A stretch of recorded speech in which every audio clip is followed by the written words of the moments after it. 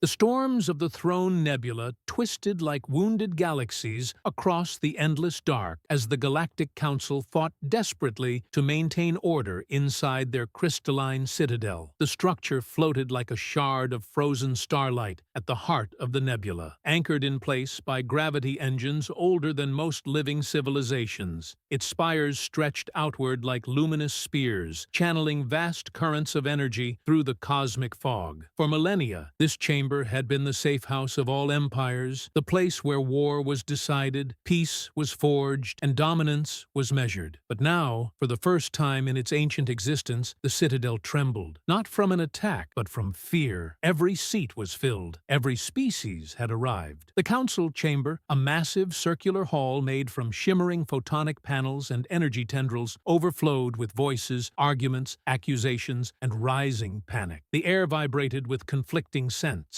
Ozone from the Celestials, acidic musk from the Vorax, crystalline dust from the hegemony, pheromone clouds from the hive swarm. Representatives shouted over one another as holoscreens replayed the same fragmented data again and again, fleets vanishing, outposts turning silent, star fortresses being wiped from existence in fractions of a second. The images made no sense. Their physics were wrong. Their weapons were unknown. Their signatures matched nothing in galactic databases. And yet, there was a pattern, one so chilling that even the most arrogant empires refused to speak it out loud. Humanity, a species so young in the cosmic scale that most empires still considered them little more than ambitious primitives. They were troublesome, unpredictable, emotionally volatile, and frighteningly adaptive. They fought like they breathed. They advanced like they were racing against extinction. They defied every prediction, every classification,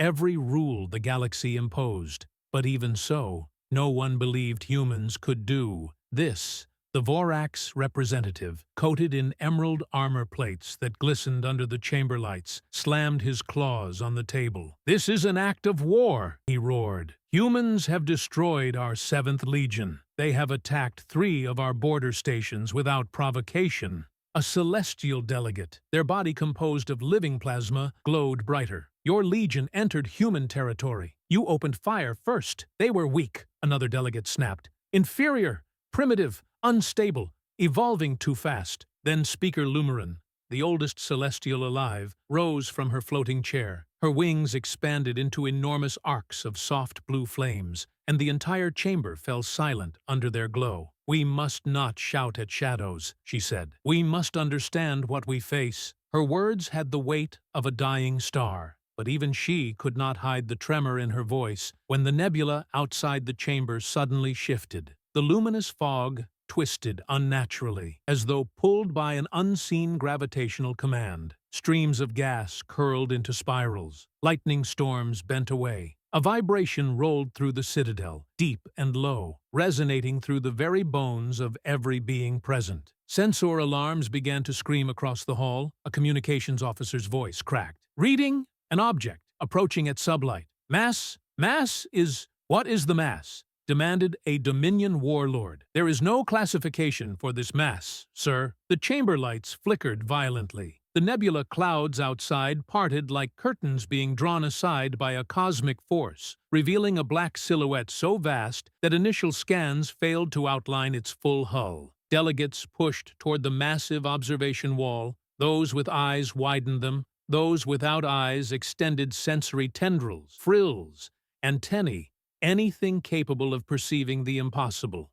The object moved with slow, impossible confidence, dragging hemispheres of nebula vapor with it. It was a dreadnought, a human dreadnought. Whatever the galaxy had once assumed dreadnought meant, the thing emerging from the nebula shattered that definition like brittle glass. Its hull extended for kilometers, an obsidian monolith carved from metal that absorbed all surrounding light. Symbols burned across its surface, geometric runes that shifted slowly, pulsing with an internal star-like glow. They were not decorative. They were layered arrays of something no alien mind had seen before. Weapons? Shields? Something beyond both? A harmonics specialist whispered, "Broken. This vessel bends gravity like it is cloth."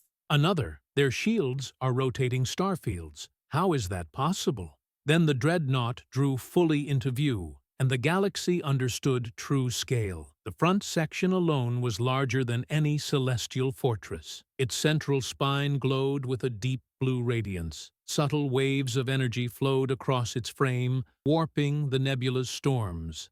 The ship radiated an aura of war, not loud, not aggressive, but ancient and practiced, like a blade forged through decades of silent, patient violence. Alien warships stationed around the citadel scrambled. Engines flared, shields activated, weapons primed. The dreadnought ignored all of them.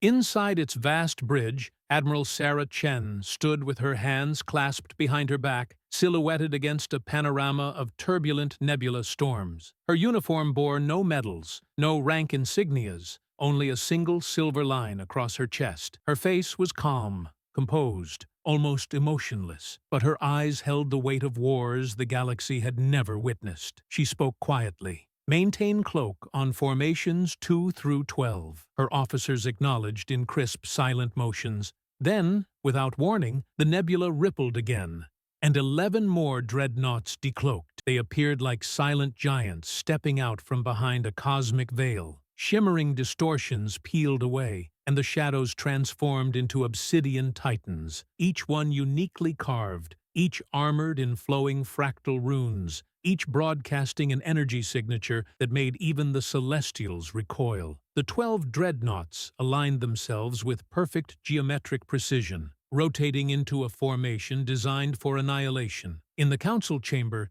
chaos erupted. Vessels outside attempted to reposition. Defenders screamed for reinforcements. Generals panicked. Hive drones scrambled in spirals on the walls. The crystalline bodies of hegemony delegates cracked with stress fractures. The Celestials dimmed their wings instinctively, as though hiding their light. Then the human admiral's hologram appeared above the central platform. Admiral Chen stood tall, her gaze piercing every representative in the hall. "You entered human territory," she said with calm intensity. "You destroyed our colonies. You fired on our civilians. You believed us weak." Behind her, holographic recordings played again, this time complete, unedited, undeniable. The Vorax fleet fired everything they had, every conceivable weapon, every exotic technology developed over centuries. They launched antimatter swarms, dark energy beams, gravimetric shear waves, the deadliest arsenal in their empire's history. The human dreadnoughts did not dodge. They simply bent reality around themselves. The incoming weapons bent too. They curved away, folded into spirals, or dissolved into harmless sparks as human shield arrays reconfigured space around the hulls. Physics obeyed them, not the other way around. And when the humans fired back, it was not with beams, missiles, or plasma. It was something else, something indescribable. A pulse of light, a compression of space, a ripple that tore through the Vorax armada like a silent scream. Ships collapsed inward, vanishing into thin points, before reality snapped back into place. No debris, no survivors, no war, just erasure.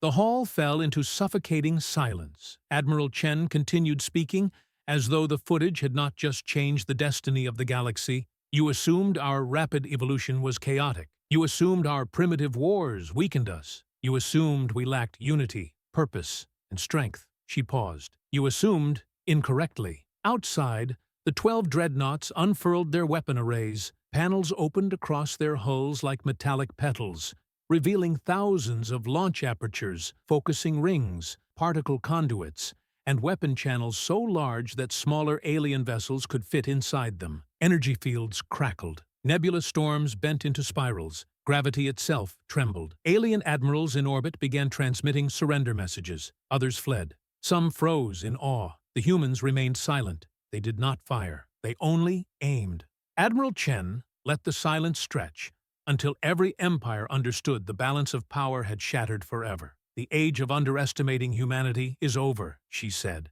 "You will choose diplomacy, or you will choose consequences. We accept either." She ended the transmission. In the nebula, the 12 dreadnoughts rotated in perfect unison, their runes glowing brighter, their gravitational fields coiling like serpents, preparing to strike. But still, they did not fire. They only watched. And for the first time since the Galactic Council had been founded, every species understood something terrifying and absolute. Humanity had not come to negotiate peace. They had come to redefine fear.